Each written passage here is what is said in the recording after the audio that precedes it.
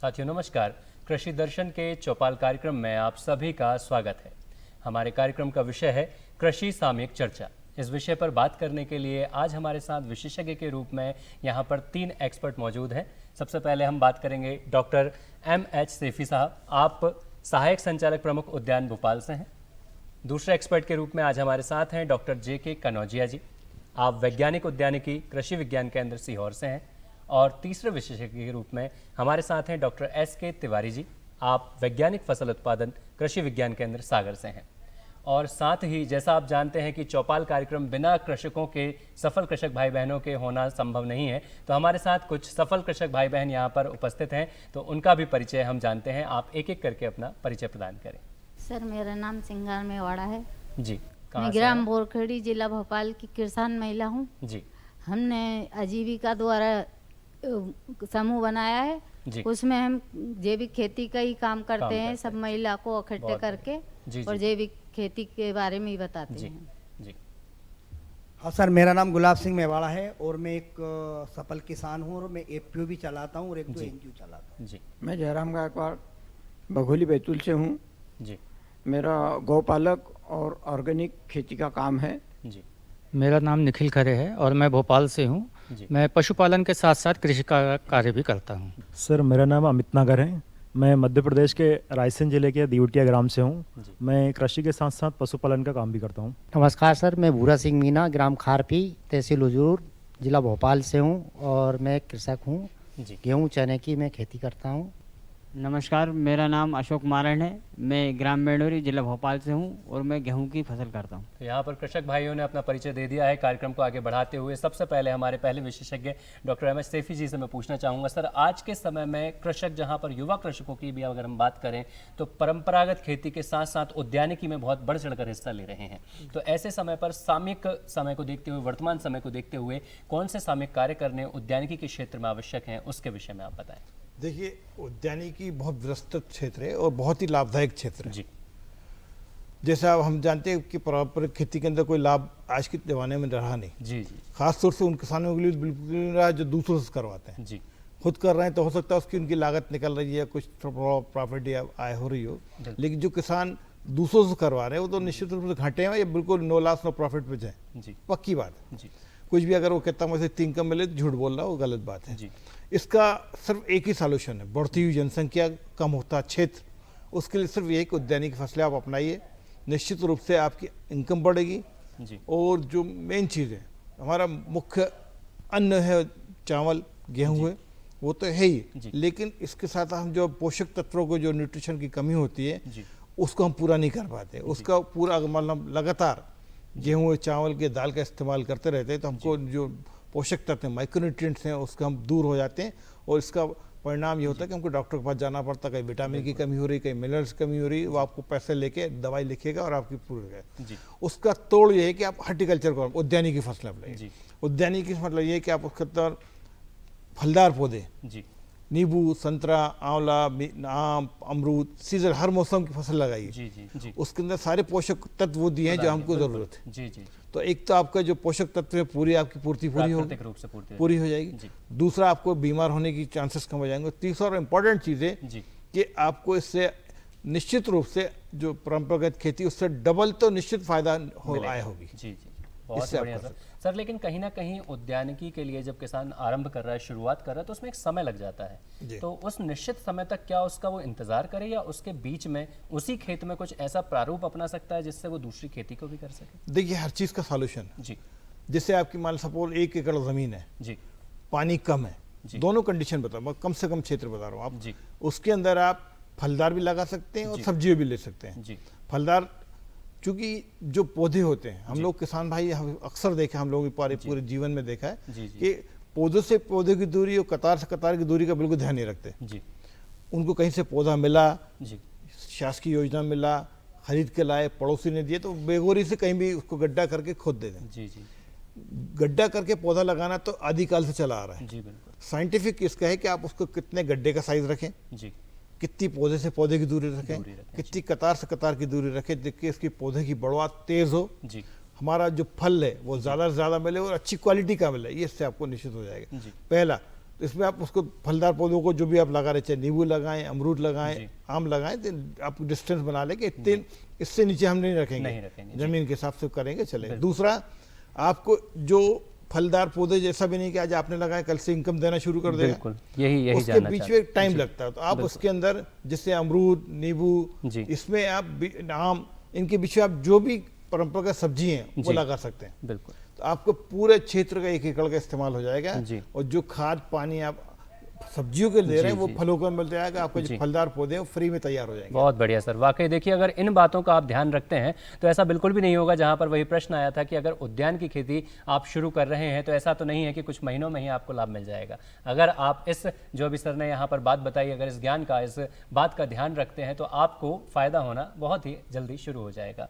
Kanaujia sir, हम आपसे जानना चाहेंगे, कहीं ना कहीं सब्जी को एक नकदी फसल कहा जाता है, लेकिन जितना नकदी फसल सब्जी है उतना ही इसका ध्यान रखना भी आवश्यक होता है, क्योंकि अगर किसान इसका ध्यान नहीं रखेगा तो उससे इसको नुकसान भी हो सकता है। जो लागत लगाई है उसमें भी कहीं ना कहीं वो नुकसान का सामना कर सकता है। तो ऐसी अवस्था में सब्जियों की खेती में कौन सी बातों का महत्वपूर्ण रूप से ध्यान रखना आवश्यक है, इस विषय में आप बताएं। सभी किसान भाइयों को मेरा नमस्कार।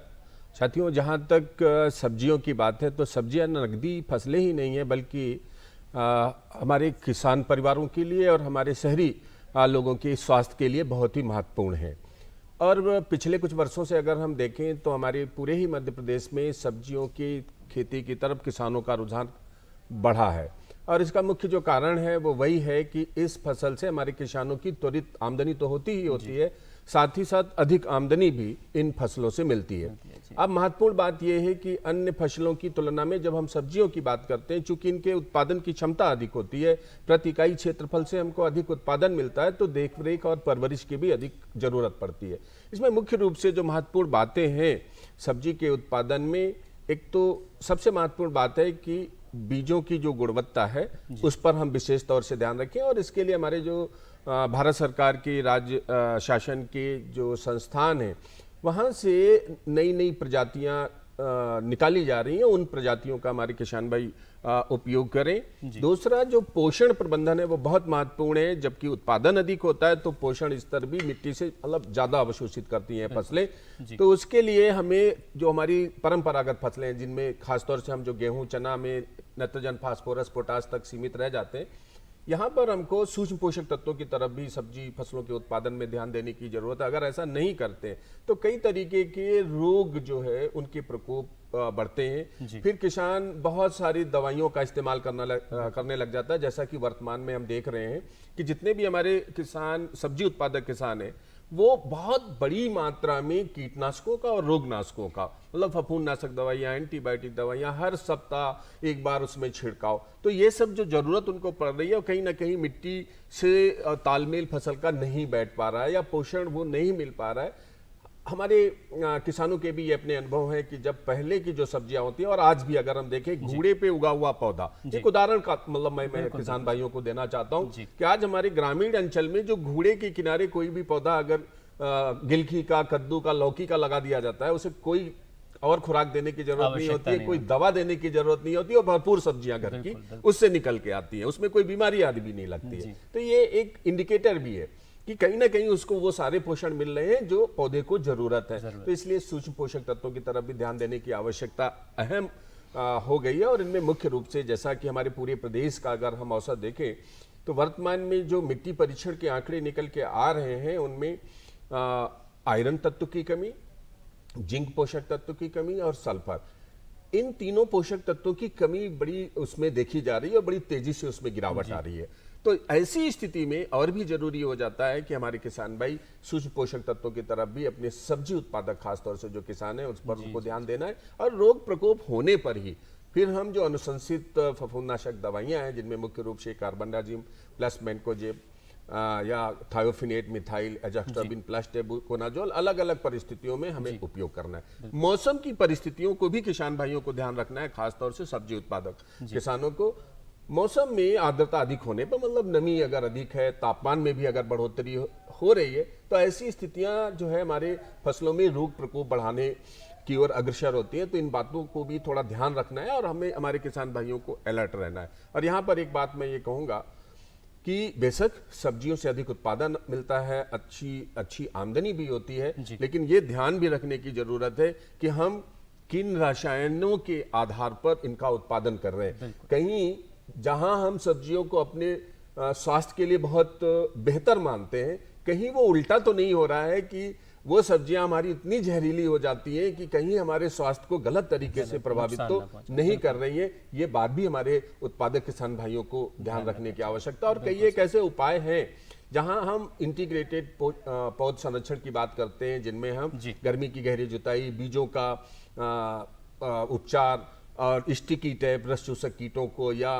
फेरोमोन ट्रैप्स जो हमारे फल मक्खियां आदि जो लगते हैं, उनके बचाव को हम आसानी से ये छोटे छोटे कामों को करके कर सकते हैं। ऐसे उपाय भी हमारे किसान भाइयों को आज अपनाए जाने की आवश्यकता है। बहुत बढ़िया सर, वाकई कितनी महत्वपूर्ण बात यहाँ पर सर ने बताई है कि किस तरीके से अगर आप सब्जियों की खेती कर रहे हैं तो वहाँ इन महत्वपूर्ण बातों का ध्यान रखना बहुत आवश्यक है, क्योंकि जिन सब्जियों से हम स्वास्थ्य पाने की बात कर रहे हैं, अगर उसमें गलत तरीके से रसायन का उपयोग किया जा रहा है या जानकारी के अभाव में आपने गलत रसायन का उपयोग कर लिया है, तो वही नुकसान भी पहुँचा सकता है और इससे आपको भी नुकसान हो सकता है। तो इसके लिए इन बातों का ध्यान रखना बहुत आवश्यक है। डॉक्टर तिवारी सर, हम आपसे जानना चाहेंगे कि रबी फसलों की शुरुआत हो चुकी है, तो ऐसी स्थिति में किसान भाई बहनों को किन बातों का ध्यान रखना आवश्यक है कि जिससे वह अच्छे से अच्छा उत्पादन प्राप्त कर सकें? जी, किसान भाइयों नमस्कार। अभी चूंकि हमारा रबी का सीजन शुरू हो गया है और उसको हमको तैयारी में सबसे आवश्यक है कि हम सबसे पहले अच्छी किस्म के बीजों की व्यवस्था कर लें, और साथ साथ आवश्यक ये है कि हम अपने खेत की भी अच्छे से तैयारी कर लें। तो बीज उपचार बोनी से पहले करना है, ये बहुत अति आवश्यक है। इससे पहले आवश्यक है कि हम अपनी मिट्टी को भी उपचारित कर लें, क्योंकि फफूंद का ज़्यादा स्रोत मिट्टी से ही रहता है। तो मिट्टी को उपचारित करने के लिए एक जैविक जो है फफूंदनाशी है, ट्राइकोडर्मा विरिडी और ट्राइकोडर्मा हार्जेनियम, दो ऐसी ये ट्राइकोडर्मा की स्पीसीज हैं जो नुकसान पहुंचाने वाली फफूंद हैं उनको मारने में सक्षम है। तो इनका जो है मिट्टी उपचारित करने के लिए 50 किलो किसान भाई अच्छी पकी हुई गोबर की खाद ले लें, और उसमें 1 एकड़ के हिसाब से कम 3 से 4 लीटर, ये लिक्विड कल्चर भी उपलब्ध है। हमारा विश्वविद्यालय जवाहरलाल नेहरू कृषि विश्वविद्यालय ट्राइकोडर्मा का लिक्विड कल्चर बना रहा है, जो तरल रूप में उपलब्ध है। उसको लेकर के 1 एकड़ के लिए कम से कम 3 से 4 लीटर 50 किलो गोबर की खाद में अच्छी तरीके से मिला करके और उसको छायादार जगह में छोड़ दें लगभग 3 दिन के लिए, 72 घंटे के लिए, और थोड़ा सा हल्का सा पानी छीट दें उसमें, और उसको जूट की बोरी से ढक करके छोड़ दें। तो जो उसमें माइक्रो ऑर्गेनिज्म है, जो फंगस के वो हैं, काउंट उनकी संख्या बढ़ जाती है। फिर इसको जब किसान अपने खेत की बोनी कर रहा है उस समय आगे आगे इसको डालता जाए और फिर पीछे बोनी करता जाए।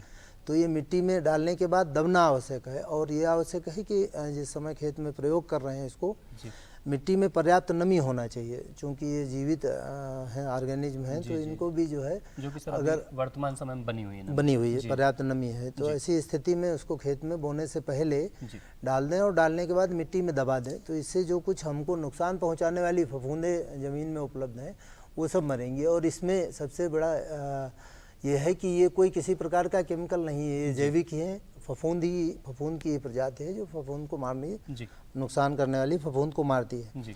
तीसरी चीज़ आवश्यक है, किसान भाई बोनी करते समय एक चीज़ का और विशेष ध्यान रखें। हमारे पूरे लगभग मध्य प्रदेश में ही हर फसल का किसान भाई बीज की मात्रा लगभग 2 से 2.5 गुना ज़्यादा मात्रा में उपयोग कर रहे हैं। ये एक हमारी फसल उत्पादन के लिए बहुत बड़ी एक समस्या है। जैसे हम गेहूं की बात करें तो 40 किलो एकड़ की अगर अनुशंसा है, तो किसान भाई हमारे 80 किलो और 100 किलो 1 एकड़ में बीज डाल रहे हैं। तो ऐसी परिस्थिति में क्या होता है, लागत बढ़ रही, लागत बढ़ने के साथ साथ सबसे बड़ी समस्या ये आती है कि जो पौधे हैं वो हमारे इतने कमज़ोर रह जाते हैं कि जो इनपुट खेत में प्रयोग किया जा रहा है, चाहे वो फर्टिलाइज़र हो, चाहे कोई भी अन्य इनपुट प्रयोग किया जा रहा है, तो पौधे अपनी चूँकि इतने कमज़ोर रहते हैं वो सक्षम नहीं होते हैं। और वहीं जो खरपतवार और दूसरे नुकसान देने वाले हैं वो इतने सक्षम होते हैं कि जो भी इनपुट प्रयोग करते हैं वो उसको जल्दी और अच्छी तरीके से अवशोषित कर लेते हैं। तो बीज की मात्रा का भी विशेष ध्यान रखें।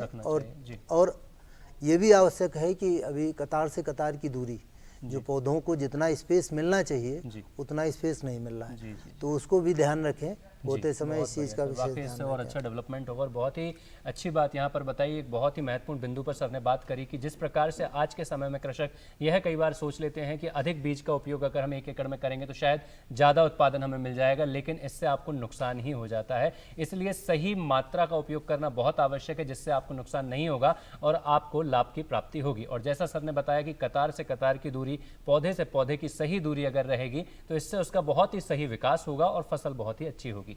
हम आप कृषक भाई बहनों के पास चलते हैं। आप अपने विषय में बताते हुए बताएं, आप कौन सी खेती कर रहे हैं, क्या विशेष कार्य आपने किया है, उसके विषय में आप हमें एक एक करके बताएं। तो सबसे पहले मैडम से हम बात करना चाहेंगे, आप अपने विषय में और अपने कार्य के विषय में हमें बताइए।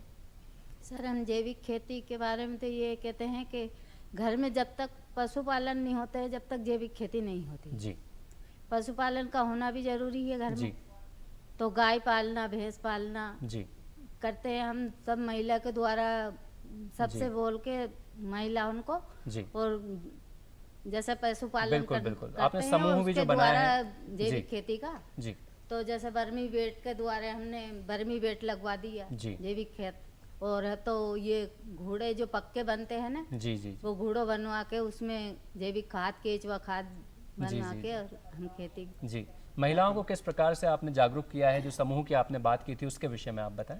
जागरूक सर, हमने महिला को जोड़ के, मतलब जी किसान महिलाओं को सबको इकट्ठा करके जी। और हमने सबको बताया कि अपन जब तक खेती नहीं करेंगे, जी, जी, रासायनिक डालेंगे तो अपने हाथ में तो कुछ भी नहीं रहेगा बिल्कुल सही पैसे। बात है। तो अपन जैविक खेती करके ने अपन खुद अपने पैसे अपन ही रखो ना। बिल्कुल सही बात जी, यही रासायनिक जागरूकता करेंगे। बहुत आवश्यक है तो वाकई। इसलिए जैविक खेती करो, अपने बच्चे भी बीमार नहीं होंगे ना जी। अपन भी बीमार नहीं होंगे। जी तो इसलिए पशुपालन करके जैविक खेती करवाते हैं। बहुत बढ़िया जी, आप बताएं। हाँ सर, मेरा काम है कि जैसे अभी मेरे पास डेयरी है। मैंने एक अपने ग्राम बोरखेड़ी में एक जो अपना घर है उसमें मैंने ट्रेनिंग सेंटर डाल रखा। जी। करीबन अपने यहाँ सर 8-10 कंट्री के किसान भी आ गए थे। जी। और मेरे पास डेयरी पशुपालन है, ऑयल मिल है, दाल मिल है, flour mill, rice mill, grader, separator, cleaner. जी, जी, जी। और 27 लाख का कोल्ड स्टोरेज भी जी। है। और उसके बाद में सर बोल रहे थे उद्यानिकी के लिए मेरे खेत में 1 हेक्टर में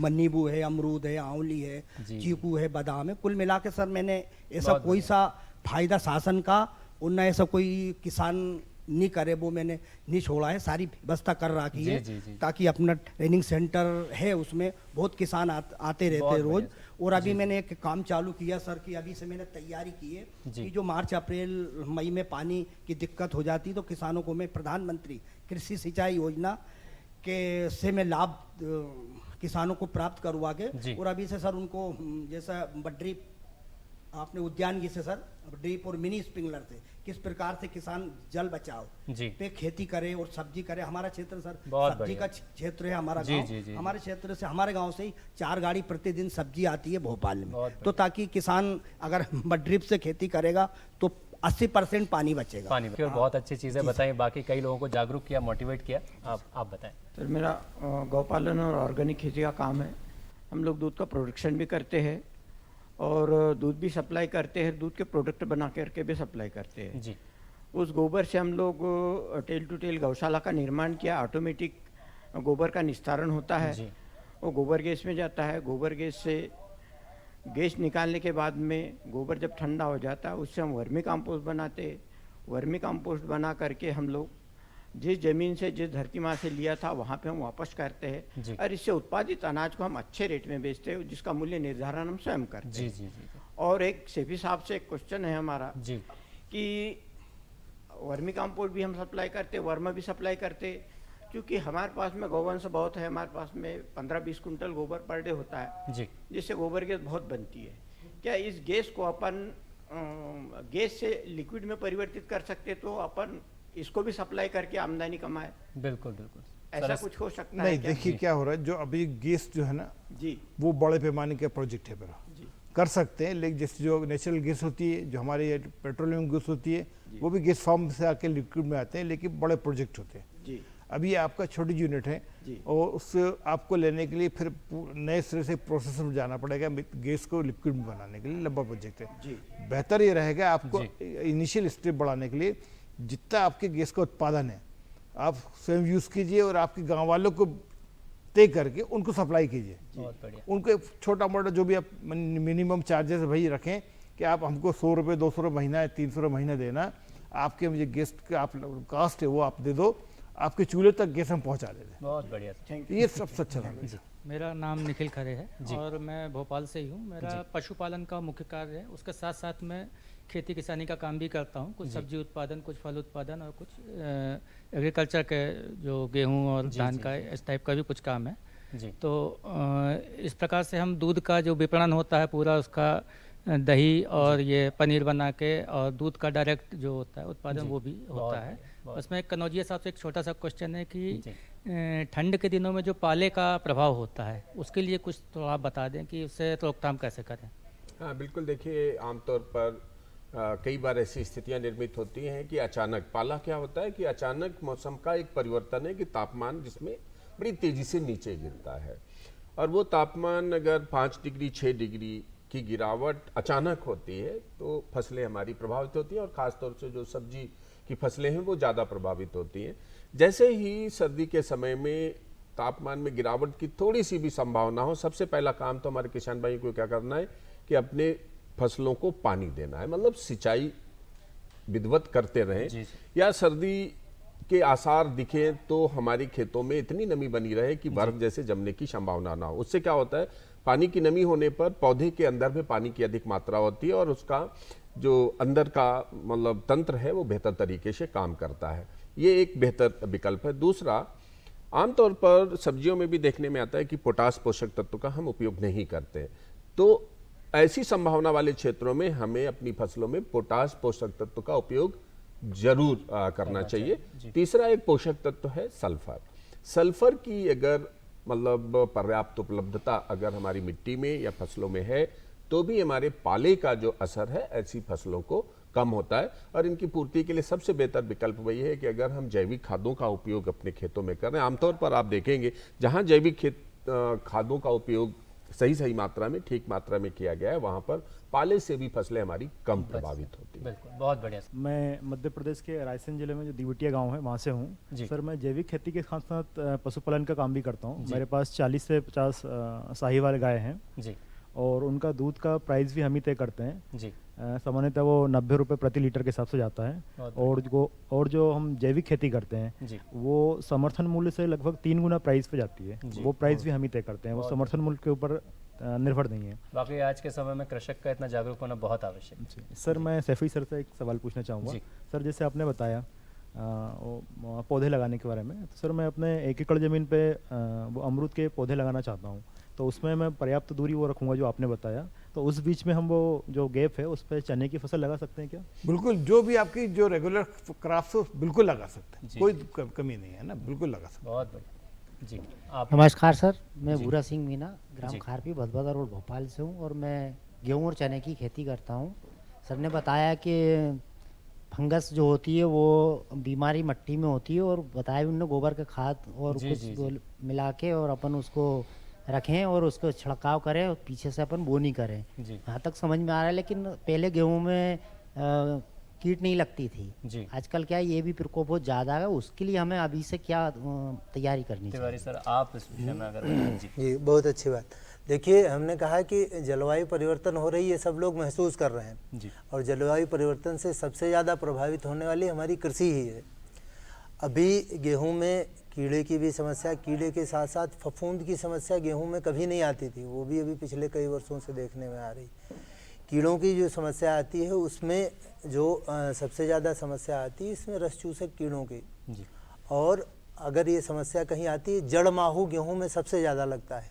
जब आपकी फसल लगभग 40-45 दिन 50 दिन की हो जाती है, उस समय अगर पौधे गेहूं का पौधा उखाड़ के देखेंगे तो उसमें बिल्कुल छोटे रंग का, बारीक हरे रंग का या सफ़ेद रंग का आपको कीड़ा दिखेगा, जो जड़ों से उसका जो रस रहता है उसको चूस करके पौधे को कमज़ोर बनाता है। तो अगर कहीं जड़ माहू की समस्या दिखती है तो ऐसी स्थिति में आप क्लोरोपाइरिफास एक इंसेक्टिसाइड है जो लिक्विड में है, इसको पानी लगाते समय 1 एकड़ में कम से कम 2.5 से 3 लीटर पानी जहाँ से जा रहा है वहाँ पर इसका इंसेक्टिसाइड के डब्बे को उल्टा करके उसमें छेद कर दें और बूंद बूंद करके खेत में जाने दें, तो पूरी तरीके से ज़मीन में फैलेगा और नीचे जाएगा, जड़माहो मरेगी। इसको कर लें। और दूसरी चीज़, अगर ये नहीं कर सकते हैं तो दूसरा एक देसी तरीका भी है कि अगर आप पानी लगाए हैं और पानी के समय में उसमें जो है ये जला हुआ जो तार होता, तेल होता ना गाड़ियों का ऑयल, इसको 1-1.5 लीटर 1 एकड़ में छोड़ दें तो वो भी जाकर के उसमें नीचे जाता है पानी के साथ। ये भी जड़माहों को भी नियंत्रित करता है। किसानों को ये तो आसानी से उपलब्ध हो हाँ, जाता है। बिल्कुल आप ये कर सकते हैं। जी आप बताएं। मैं विशेषकर अपने खेत में गेहूं की फसल पैदा करता हूं और अच्छा उत्पादन कर रहा हूं। जी बहुत बढ़िया। सैफी सर, आपसे हम शुरुआत दोबारा करना चाहेंगे, समय थोड़ा कम है, तो संक्षेप में आप हमारे कृषक भाई बहनों को उद्यानिकी के लिए कौन से मुख्य ऐसे महत्वपूर्ण बिंदु बताना चाहेंगे जिनका उपयोग करके वो अपनी सफल उत्पादन कर सकते हैं, लाभ का सौदा कर सकते हैं? देखिए, सबसे बेहतर चीज़ है पहला बीजों का चयन। जी। बीज 2 तरह के होते हैं, एक सामान्य होते हैं, एक संकर किस्म के होते हैं। जी।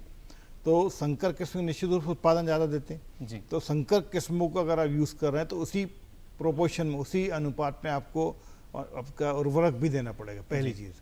दूसरा है पौधे से पौधों की दूरी हर एक फसल की फिक्स है, चाहे सब्जी का हो, फूलों का हो या फलों का हो, उसको ध्यान में रख के करें।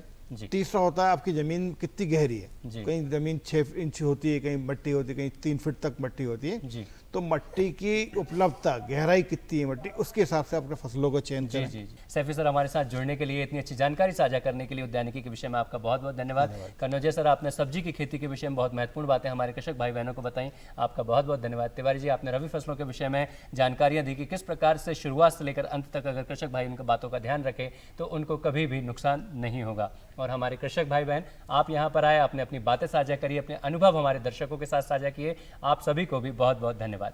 आगे और भी हम ऐसे ही चौपाल कार्यक्रम अलग अलग विषयों के साथ लाते रहेंगे। आज के लिए बस इतना ही। धन्यवाद। नमस्कार।